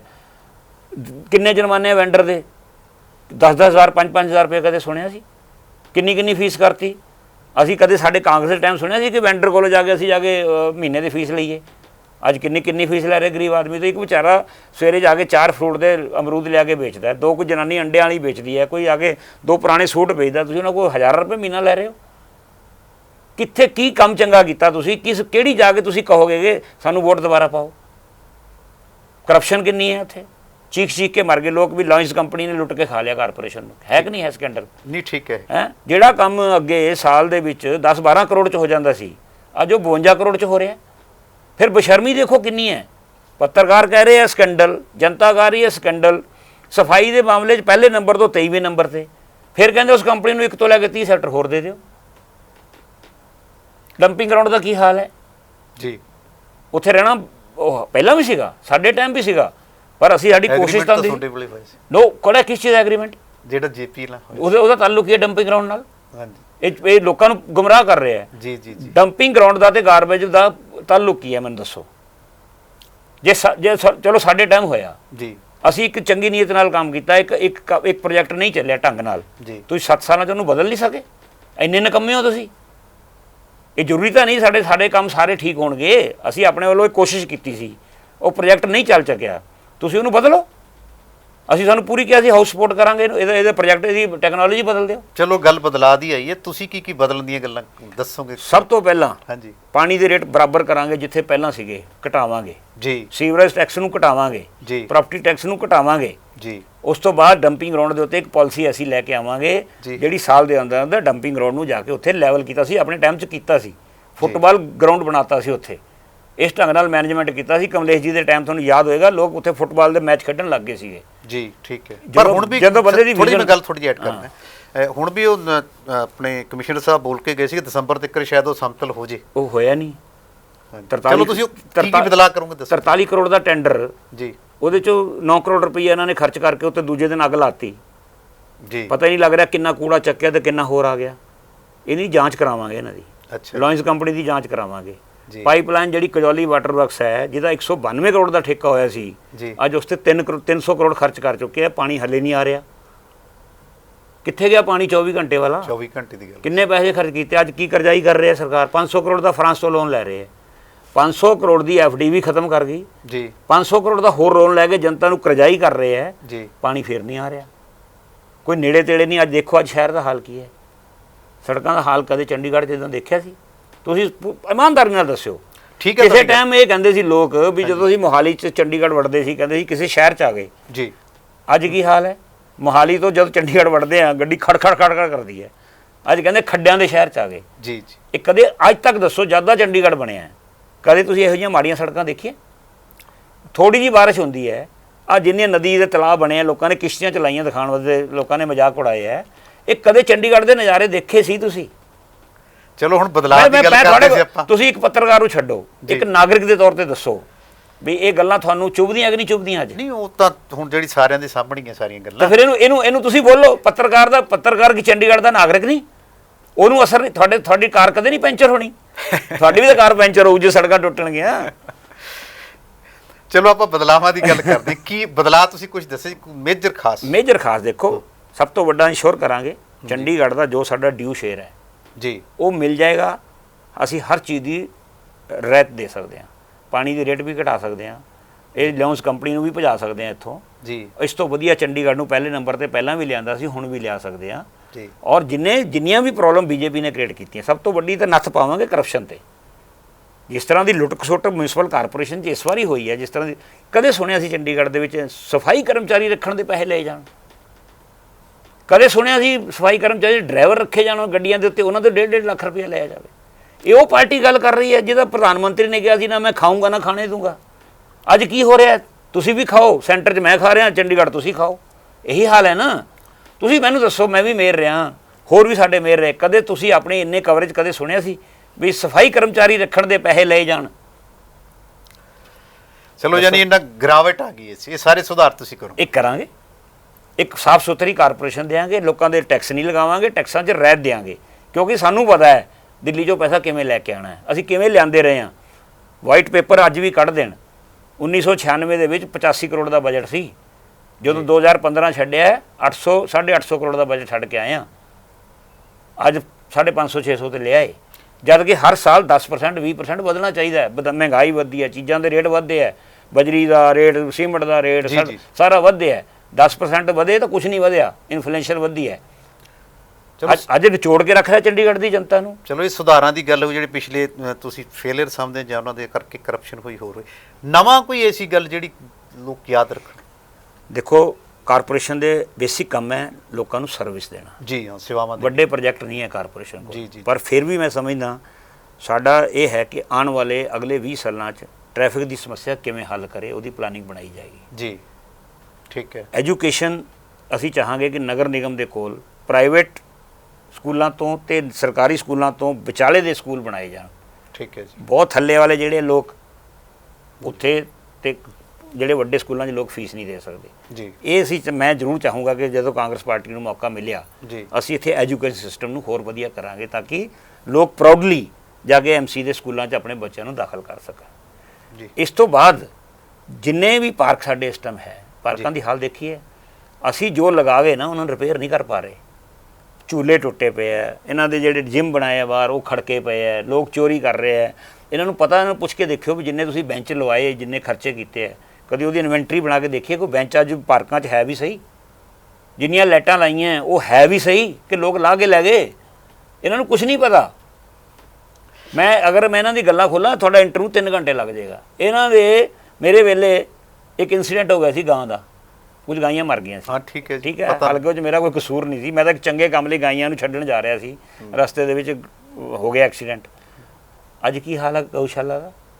ਉਦੋਂ ਤਾਂ ਇਹਨਾਂ ਨੂੰ ਗਊ ਮਾਤਾ ਬੜੀ ਯਾਦ ਆਉਂਦੀ ਸੀ। ਕਿਸੇ ਮੇਰ ਨੂੰ ਦੇਖਿਆ ਗਊਸ਼ਾਲਾ ਜਾ ਕੇ? ਕਦੇ ਪੱਠੇ ਦਾ ਦੇਖਿਆ ਉੱਥੇ ਜਾ ਕੇ ਵੀ ਗਾਈਆਂ ਕਿੰਨੀਆਂ ਮਰ ਰਹੀਆਂ? ਕਦੇ ਉੱਥੇ ਦੇਖਿਆ ਕਿ ਭੁੱਖੀਆਂ ਮਰ ਰਹੀਆਂ, ਬਿਮਾਰ ਪਈਆਂ? ਉੱਥੇ ਡਾਕਟਰ ਹੈ ਕਿ ਹੈ, ਡਿਸਪੈਂਸਰੀ ਹੈ ਕਿ ਨਹੀਂ ਹੈ ਉੱਥੇ? ਇਹ ਚੀਜ਼ਾਂ ਜਿਹੜੀਆਂ ਜਦੋਂ ਤੁਸੀਂ ਹੁੰਦੇ ਨਾ ਧਰਮ ਦੇ ਨਾਂ 'ਤੇ ਵੋਟਾਂ ਮੰਗ ਲੀਆਂ, ਕਦੇ ਰਾਮ ਮੰਦਿਰ ਦੇ ਇਲੈਕਸ਼ਨ ਕਾਰਪੋਰੇਸ਼ਨ ਦਾ ਹੁੰਦਾ, ਵੋਟਾਂ ਗਾਂ ਮਾਤਾ ਦੇ ਨਾਂ 'ਤੇ ਮੰਗਦੇ ਆ, ਕਦੇ ਰਾਮ ਮੰਦਿਰ ਦੇ ਨਾਂ 'ਤੇ ਮੰਗਦੇ ਆ। ਜਦੋਂ ਹੁਣ ਵਿਕਾਸ ਦੇ ਨਾਂ 'ਤੇ ਲੋਕ ਹਿਸਾਬ ਮੰਗਣਗੇ ਨਾ, ਇਹਨਾਂ ਦਾ ਰਿਜ਼ਲਟ 0 ਆਏਗਾ। ਚਲੋ ਤੁਸੀਂ ਚੁਣਾਵ ਦੇ ਵਿੱਚ ਜਾਣੀ ਫੇਰ ਉਹੀ ਪੰਜਾਬ ਦੀ ਗੱਲ ਥੋੜੀ ਜਿਹੀ ਆ ਜਾਂਦੀ ਹੈ, ਸਿੱਧੂ ਸਾਹਿਬ ਨੇ ਐਲਾਨ ਕੀਤਾ 1.5 ਗੁਣਾ ਜ਼ਿਆਦਾ ਨੌਜਵਾਨ ਕਰਾਂਗੇ। ਇੱਥੇ ਨੌਜਵਾਨਾਂ ਦੀ ਭਾਗੀਦਾਰੀ ਕਿੰਨੀ ਹੋਊ? ਚੰਡੀਗੜ੍ਹ ਦੇ ਵਿੱਚ ਅੱਧੇ ਤੋਂ ਜ਼ਿਆਦਾ ਟਿਕਟਾਂ ਜੀ ਨੌਜਵਾਨਾਂ ਨੂੰ ਦਿੱਤੀਆਂ ਜਾਣਗੀਆਂ, ਚਾਹੇ ਉਹ ਸਾਡੀ ਪਾਰਟੀ ਦੇ ਮੈਂਬਰ ਹੈ ਜਾਂ ਨਹੀਂ ਹੈ। ਹੋਰ ਦੱਸੋ, ਮੈਂ ਇੱਥੇ ਤੱਕ ਕਹਿ ਸਕਦਾ, ਮੇਰੀ ਆਪਣੀ ਸੋਚ ਹੈ। ਇਹ ਰਾਜਨੀਤੀ ਤੋਂ ਉੱਠ ਕੇ ਉੱਪਰ ਕੁਝ ਕਾਰਪੋਰੇਸ਼ਨ 'ਚ ਬੰਦੇ ਜਾਣੇ ਚਾਹੀਦੇ ਹੈ ਜੀ। ਕੁਛ ਮੇਰੀ ਕੋਸ਼ਿਸ਼ ਹੋਏਗੀ ਇਹਦੇ 'ਚ ਚੰਗੇ ਚੰਗੇ ਐਕਸ ਸਰਵਿਸਮੈਨ ਜਾਣ, ਜੀ ਕੋਈ ਰਿਟਾਇਰਡ ਆਈਐਸ ਹੋਵੇ, ਰਿਟਾਇਰਡ ਟੀਚਰ ਹੋਵੇ, ਜੀ ਇਸ ਤਰ੍ਹਾਂ ਦਾ ਮੈਂ ਸਿਸਟਮ ਬਣਾਊਂਗਾ। ਜੀ ਪਤਾ ਨਹੀਂ ਕਿੰਨੀ ਕਾਮਯਾਬੀ ਮਿਲਦੀ ਨਹੀਂ ਮਿਲਦੀ, 2-3 ਮਹੀਨੇ ਬਾਅਦ ਮੈਂ ਜ਼ਿਆਦਾ ਦੱਸ ਸਕੂੰਗਾ, ਜੀ। ਪਰ ਮੇਰੀ ਇੱਛਾ ਇਹ ਹੈ ਕਿ ਕਮ ਸੇ ਕਮ ਜਿਹੜੇ ਅੱਧੇ ਹੈ ਉਹ ਨਵੇਂ ਚਿਹਰੇ ਜਾਣ ਕਾਰਪੋਰੇਸ਼ਨ 'ਚ। ਤੁਸੀਂ ਕਿੰਗ ਮੇਕਰ ਬਣੋਗੇ ਕਿ ਕਿੰਗ ਵੀ ਬਣੋਗੇ ਵਿੱਚ? ਮੈਂ ਪਾਰਟੀ ਦਾ ਸੇਵਾਦਾਰ ਹਾਂ ਇਸ ਵਾਰੀ। ਨਹੀਂ, ਮੇਰਾ ਤੁਸੀਂ ਇਸ਼ਾਰਾ ਮੈਂ ਸਮਝ ਗਏ ਗਿਆ। ਮੈਂ ਇਲੈਕਸ਼ਨ ਨਹੀਂ ਲੜ ਰਿਹਾ, ਹਾਂਜੀ, ਨਾ ਮੇਰੇ ਕੋਲ ਕਿਸੇ ਨੇ ਘਰ ਚੋਂ ਲੜਨਾ ਹੈ। ਅੱਛਾ ਜੀ, ਇਸ ਕਰਕੇ ਪਾਰਟੀ ਨੇ ਮੈਨੂੰ ਇੱਕ ਜ਼ਿੰਮੇਵਾਰੀ ਦਿੱਤੀ ਹੈ ਪਾਰਟੀ ਨੂੰ ਜਿਤਾਉਣ ਦੀ, ਅੱਛਾ ਜੀ। ਜਿਹਨੂੰ ਕਹਿੰਦੇ ਪਾਰਟੀ ਦਾ ਸੇਵਾਦਾਰ। ਸੇਵਾ ਕਰਨੀ ਹੈ, ਪਾਰਟੀ ਨੂੰ ਜਿਤਾਉਣਾ ਹੈ, ਬਾਕੀ ਜਨਤਾ ਦੇ ਹੱਥ 'ਚ ਹੈ। ਇਹ ਸਨ ਸ਼੍ਰੀ ਸੁਭਾਸ਼ ਚਾਵਲਾ ਜੀ। ਬੜੀ ਬੇਬਾਕੀ ਨਾਲ ਉਹਨਾਂ ਨੇ ਦੱਸਿਆ ਕਿ ਲਾਸਟ ਸਵਾਲ ਦੀ ਗੱਲ ਕਰੀਏ ਤਾਂ ਉਹ ਕਹਿੰਦੇ ਉਹ ਸਮਝ ਗਏ ਸੀ ਇਸ਼ਾਰਾ। ਉਹ ਕਹਿੰਦੇ ਨਹੀਂ, ਮੈਂ ਸੇਵਾਦਾਰ ਹਾਂ, ਵੀ ਨਾ ਤਾਂ ਸਾਡੇ ਘਰ 'ਚੋਂ ਕੋਈ ਲੜੇਗਾ ਅਤੇ ਨਾ ਉਹ ਪਾਰਟੀ ਦੀ ਸੇਵਾ ਕਰਨਗੇ ਆਪਦੇ ਢੰਗ ਨਾਲ। ਉਹਨੇ ਬੜੇ ਮੁੱਦੇ ਉਠਾਏ ਨੇ ਕਿ ਜਿਹੜੀ ਉਹਨਾਂ ਨੇ ਗੱਲ ਕੀਤੀ ਹੈ ਸਕੂਲਾਂ ਦੀ ਜਾਂ ਐਜੂਕੇਸ਼ਨ ਦੀ ਜਾਂ ਇੱਕ ਫੰਡ ਲਿਆਉਣ ਦੀ, ਉਹ ਇਹ ਵਾਕਈ ਇਹਨਾਂ ਨੇ ਆਪਣੇ ਵੱਡੇ ਤਜਰਬੇ ਨੂੰ ਤਸਦੀਕ ਕੀਤਾ ਕਿ ਕਿਵੇਂ ਲਿਆਂਦਾ ਜਾਂਦਾ, ਕਿਵੇਂ ਕਰਨਾ। ਦੂਸਰੀ ਗੱਲ ਇਹਨਾਂ ਨੇ ਫੇਲਿਓਰ ਦੀ ਗੱਲ ਕੀਤੀ ਹੈ ਭਾਜਪਾ ਦੀ, ਉਹ ਤਕਰੀਬਨ ਇਹ ਨੇੜੇ ਪਹੁੰਚ ਗਏ ਨੇ ਵੀ ਕਿਵੇਂ ਸੈੱਟ ਕਰਨਾ। ਬਾਕੀ ਇਹ ਬਿਨਾਂ ਸ਼ੱਕ ਹੈ ਕਿ ਜਿਹੜਾ ਕਿਸਾਨ ਅੰਦੋਲਨ ਹੈ ਉਹ ਪ੍ਰਭਾਵਿਤ ਕਰ ਰਿਹਾ ਹੈ, ਚੰਡੀਗੜ੍ਹ 'ਚ ਉਹਦਾ ਪ੍ਰਭਾਵ ਰਹੇਗਾ। ਆਮ ਆਦਮੀ ਪਾਰਟੀ ਨੂੰ ਚੁਣੌਤੀ ਨਹੀਂ ਮੰਨਦੇ, ਕਿਉਂਕਿ ਚਾਹੇ ਲੋਕਾਂ ਦੇ ਵਿੱਚ ਚਰਚਾ ਛਿੜ ਗਈ ਹੈ ਜਾਂ ਸਿਆਸੀ ਸਫਾ ਦੇ ਵਿੱਚ ਚਰਚਾ ਛਿੜੀ ਹੋਈ ਹੈ ਕਿ ਜਦੋਂ ਪਾਰਟੀ ਦੇ ਅਹਿਮ ਆਗੂ ਆਪਣਾ ਪਾਸਾ ਬਦਲ ਲੈਂਦੇ ਕੁਛ ਨਾ ਕੁਛ ਅਸਰ ਜ਼ਰੂਰ ਪੈਂਦਾ। ਪਰ ਇਹਨਾਂ ਦਾ ਮੰਨਣਾ ਕਿ ਸਾਨੂੰ ਉਸ ਦੀ ਕੋਈ ਵੀ ਚੁਣੌਤੀ, ਤਾਂ ਕਹਿੰਦੇ ਆਮ ਆਦਮੀ ਪਾਰਟੀ ਨੂੰ ਤਾਂ ਵੀ ਕਾਂਗਰਸ ਦੀ ਪਾਰਟੀ ਮੰਨ ਰਹੇ ਨੇ ਕਿ ਇੰਨੇ ਕਿ ਆਗੂ ਉਹਦੇ 'ਚ ਚਲੇ ਗਏ ਨੇ। ਅਤੇ ਦੇਖਣਾ ਇਹ ਹੈ ਕਿ ਦਸੰਬਰ ਦੇ ਵਿੱਚ ਕੀ ਘਟਦਾ ਜਾਂ ਇਹਨਾਂ ਦੀ ਅਗਵਾਈ ਕੀ ਰੰਗ ਲਿਆਉਂਦੀ ਹੈ, ਉਦੋਂ ਪਤਾ ਚੱਲੇਗਾ। ਅਸੀਂ ਇਹੀਆਂ ਚਰਚਾਵਾਂ ਦਰਸ਼ਕਾਂ ਸਾਹਮਣੇ ਰੱਖਦੇ ਰਹਿੰਦੇ ਹਾਂ। ਜੇ ਸਾਡੀ ਵਿਚਾਰ ਚਰਚਾ ਦਰਸ਼ਕਾਂ ਨੂੰ ਠੀਕ ਲੱਗਦੀ ਹੈ, ਉਹ ਸਾਡੇ ਪ੍ਰੋਗਰਾਮ ਨੂੰ ਸ਼ੇਅਰ ਅਤੇ ਲਾਈਕ ਜ਼ਰੂਰ ਕਰ ਦਿਆ ਕਰਨ ਅਤੇ ਸਾਡੇ ਚੈਨਲ ਨੂੰ ਸਬਸਕ੍ਰਾਈਬ ਜ਼ਰੂਰ ਕਰ ਲੈਣ, ਤਾਂ ਜੋ ਇਹ ਸੂਚਨਾਵਾਂ ਉਹਨਾਂ ਨੂੰ ਪਹਿਲ ਦੇ ਆਧਾਰ 'ਤੇ ਮਿਲਣ ਅਤੇ ਲਗਾਤਾਰ ਵੇਖਦੇ ਰਹਿਣ ਸਕਾਈ ਨਿਊਜ਼ ਪੰਜਾਬ।